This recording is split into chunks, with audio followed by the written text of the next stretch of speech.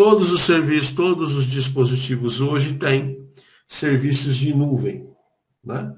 Então, a gente está falando aí de contas de e-mail, de redes sociais, de backups, de localização, enfim, né? Vários serviços que são disponibilizados para qualquer dispositivo em qualquer plataforma, tá?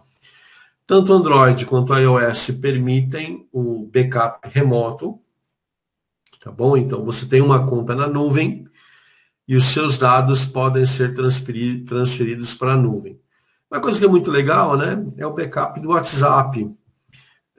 Ele faz isso sem distinguir qual é a conta, né? Ele automaticamente já joga na conta que está vinculado ao celular.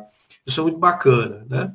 Agora, configurações do dispositivo estão relacionadas às contas da própria plataforma que você está usando, tá bom? Esses aplicativos localizadores hoje, eles são muito comuns, né? Há alguns anos atrás, eles eram opcionais, olha que coisa. Era opcional, então a gente tinha celular que poderia ter o recurso de localização, e hoje a gente tem em todos, né? Óbvio que para ele ser localizado, a gente tem que ter algumas regrinhas, né? Ele tem que ter um GPS funcionando, ok? E geralmente tem, a não ser que o GPS do aparelho esteja quebrado, mas tem que ter um GPS funcionando. E ele vai conseguir ser localizado quando ele fizer acesso à internet. Seja por Wi-Fi, seja por dados móveis, tá? Se conectou à internet, ele pode ser localizado, tá bom? Se ele for localizado desta forma, você pode fazer o bloqueio remoto e, inclusive, o apagamento remoto. Tá bom? Então, roubaram o seu celular, né, ou você perdeu, você consegue localizar ele, sabe onde ele está, mas você não acha mais interessante ir lá buscar, por algum motivo, né? Seja pelo local onde ele está, ou por você não ter certeza onde ele está. Então, esses celulares novos, né, de gerações novas, permitem o bloqueio remoto, que é quando você vai inibir a ação da outra pessoa que está com o seu dispositivo, e até mesmo apagar, né? Você vai fazer vai apagar remotamente. Ele vai avisar o usuário, tá, que você vai apagar, e aí você apaga fazendo o processo que o próprio desenvolvedor te oferece, tá? Hoje, né, todos os dispositivos têm GPS e a possibilidade de bloqueio e apagamento remoto está à disposição do usuário. Lembrando, né, que duas coisas têm que acontecer. Parece até meio tosco se falar isso, mas tem que acontecer. O GPS tem que estar funcionando, tá bom? Ah, quebrou o GPS do meu celular, ok, estou usando assim mesmo. Ele não pode ser localizado, tá? E a conexão à rede, por algum canal, por alguma via, precisa estar disponível também, tá? Então, as duas coisas precisam acontecer. Segurança de software. Como é que funciona o celular? E aqui é importante a gente entender o seguinte, olha. 99% dos problemas em celulares, e não sou eu que estou falando, são as empresas especializadas que falam, são resolvidos apenas com a reinicialização do dispositivo. Travou, congelou tela, o programa não funciona, reinicia. Tá? Por quê? Os celulares trabalham com o conceito de sandbox. Sandbox é uma caixinha, como é a caixinha lá da máquina virtual. Toda vez que você inicializa com sucesso, ele guarda uma cópia dessa inicialização para ele, tá? Dos parâmetros de inicialização.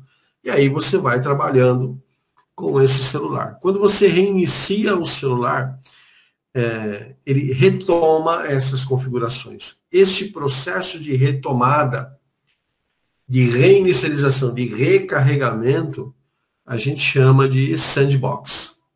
Tá legal? Existem maneiras de se burlar o sandbox, tá bom? Esse processo, ele é chamado de routing no Android e jailbreaking no iOS, tá bom? São técnicas para conceder acesso total ao dispositivo móvel, burlando a ação da Sandbox, tá? Então, muito cuidado com o que se baixa, muito cuidado com o que se acessa, porque é óbvio, né? Óbvio que terceiros querem cada vez mais capturar o que você tem ali no seu dispositivo, né? Por conta da segurança e da própria funcionalidade, a gente tem a aplicação dos patches e a própria atualização dos sistemas operacionais que são feitas por demanda e todos os dispositivos recebem essas informações simultaneamente. Ao receber as informações simultaneamente, ela tem condições de se prevenir em relação à maioria dos problemas que a gente tem de uso, de funcionamento e de segurança, e garantir também para o usuário um maior tempo de disponibilidade.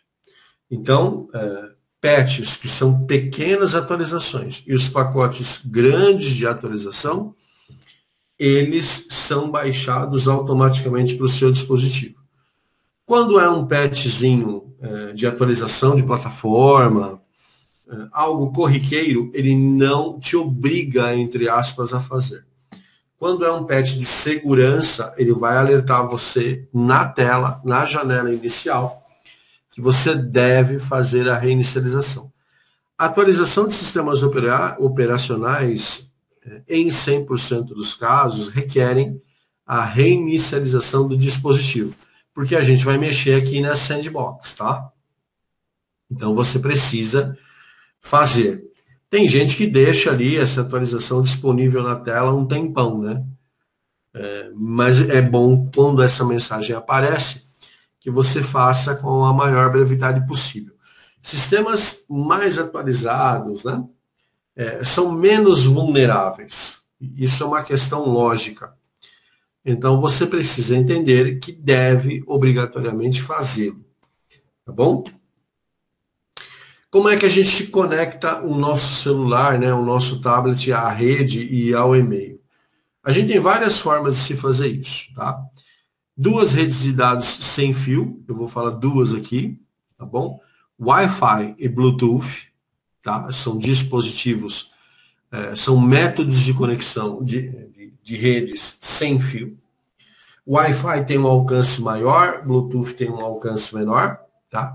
Quando você usa ou quando você está conectado a uma rede Wi-Fi ou Bluetooth, você não usa o seu pacote de dados da operadora de telefonia móvel.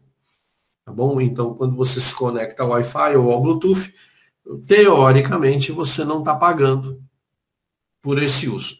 Eu digo teoricamente por quê? Porque no fundo você está, né? A não ser que você esteja num local com internet pública, se você estiver na sua casa usando Wi-Fi, no fundo você pagou, né? Você pagou lá o seu pacote para net, pagou para Vivo, e aí você está usando o Wi-Fi da sua casa. Então você tem uma mensalidade que você pode usar. Agora, quando você está no seu local de trabalho, na escola, ou em algum lugar que forneça internet gratuita, aí sim, aí efetivamente você não está pagando, né?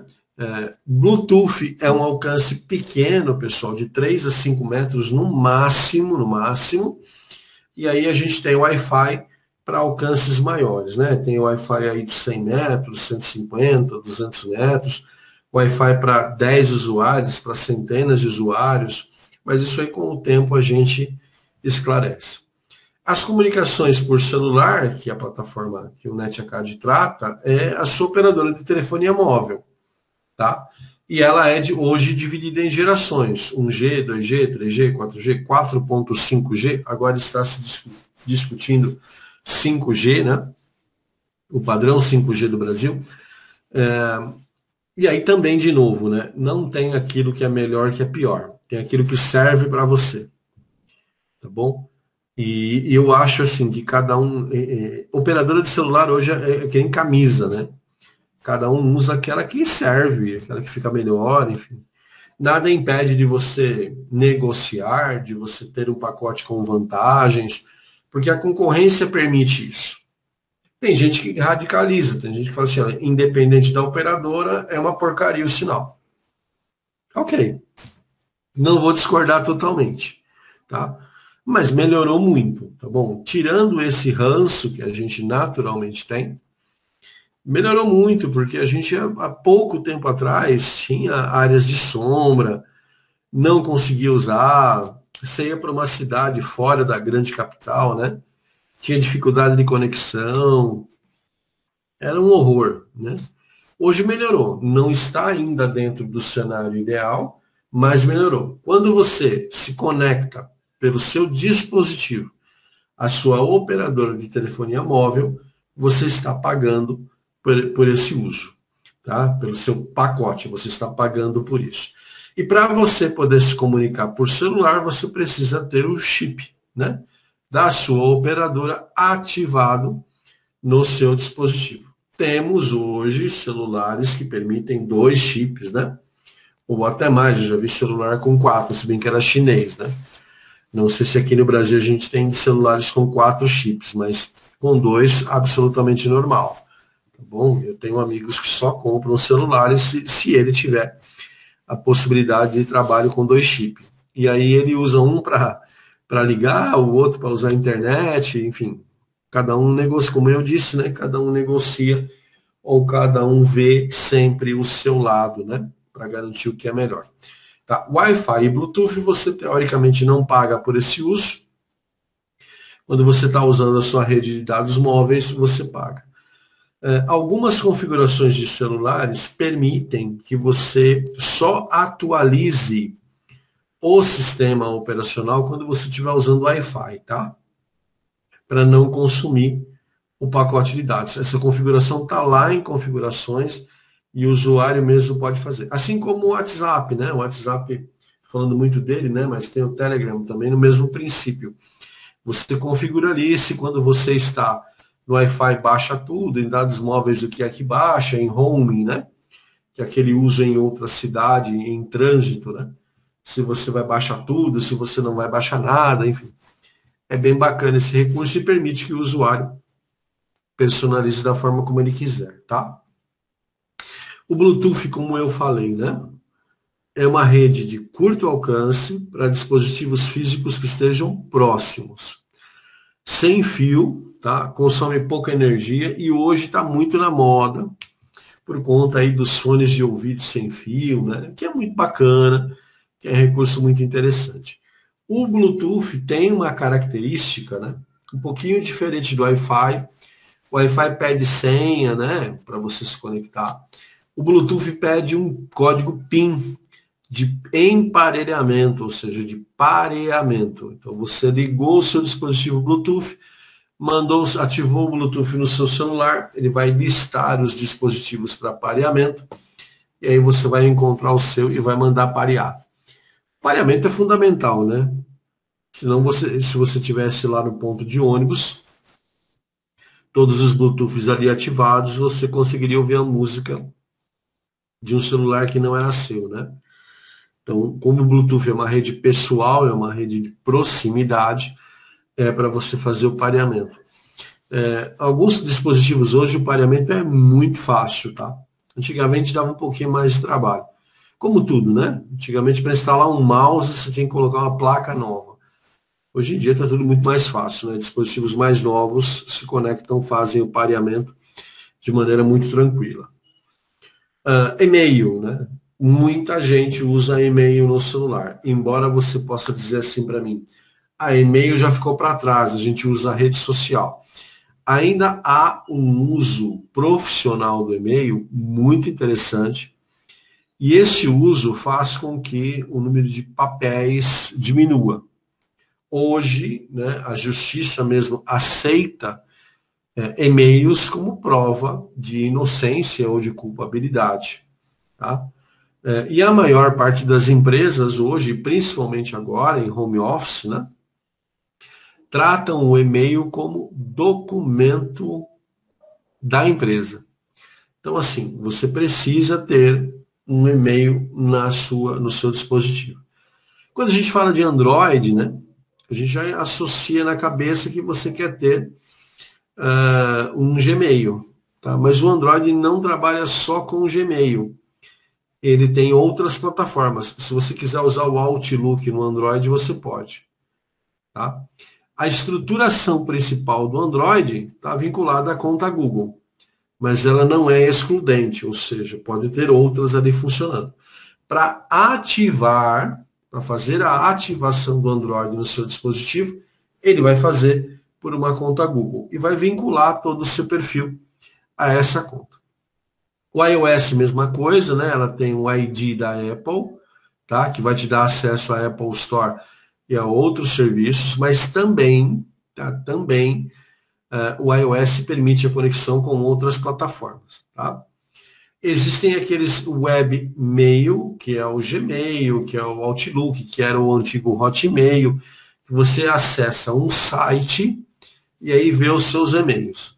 E existem aqueles clientes de e-mail, por exemplo, de empresas, né? Hoje é raro, mas eles ainda existem. A própria empresa tem o seu servidor, com suas contas de e-mail, né? Tem um responsável por isso, e aí exige-se configurações adicionais. Mas para você colocar um e-mail, né, um webmail, tanto no Android quanto no iOS, é extremamente simples, basta que você use o recurso do adicionar conta. Tá? Bom, falamos aqui da localização e tal, mas a gente tem um recurso muito bacana, que é o recurso de sincronização de dispositivos móveis. Você, tanto sendo usuário de iOS como sendo usuário de Android, pode configurar o que vai ser sincronizado no seu dispositivo. Tem gente que não quer sincronizar nada. Então a agenda não está habilitada, o e-mail não está habilitado, nada está habilitado. Já tem usuários que gostam de sincronizar absolutamente tudo, porque preferem trabalhar de qualquer dispositivo em qualquer lugar, que é uma vantagem também. Tá? Você definir o que você pode sincronizar é útil quando você, por exemplo, não quer sincronizar a agenda. A agenda eu trabalho só no notebook. Tá? Então isso é interessante.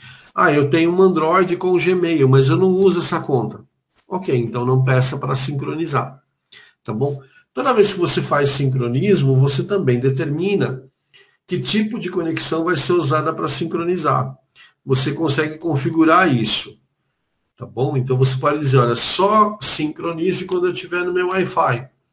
Ou sincronize o meu e-mail e a minha agenda quando eu estiver com dados móveis. Você consegue fazer esse tipo de configuração. Para fazer isso, ele está dentro de settings, né, de configurações, tá? Tanto do Android quanto do iOS. Tá? Então aqui eu tenho um printzinho de tela do iOS, né, do iCloud, e aqui você tem o que você está sincronizando.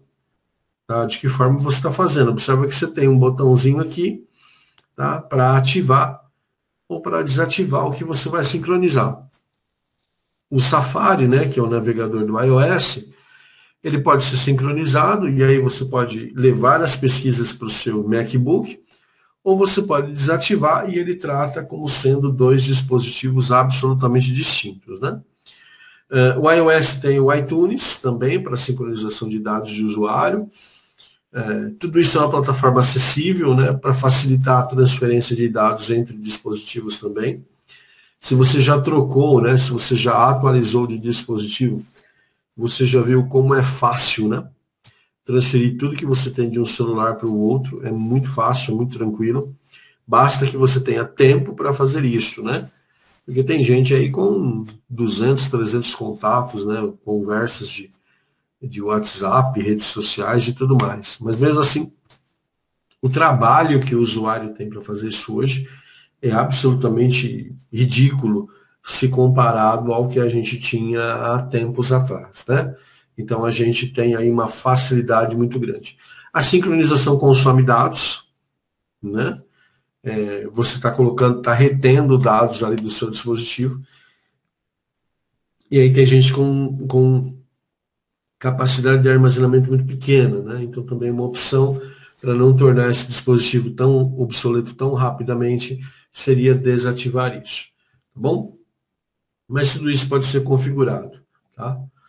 Enfim, o que eu acabei de apresentar para vocês aqui é uma visão bem geral, de características dos dispositivos e dos sistemas. Na próxima aula, a gente detalha um pouquinho mais o funcionamento deles, aí já numa visão mais técnica, e é importante que você conheça pelo menos a carinha dos dois sistemas, porque você não sabe o tipo de usuário que você vai estar ajudando, auxiliando. Então, conhecer as duas plataformas é extremamente importante. Ok?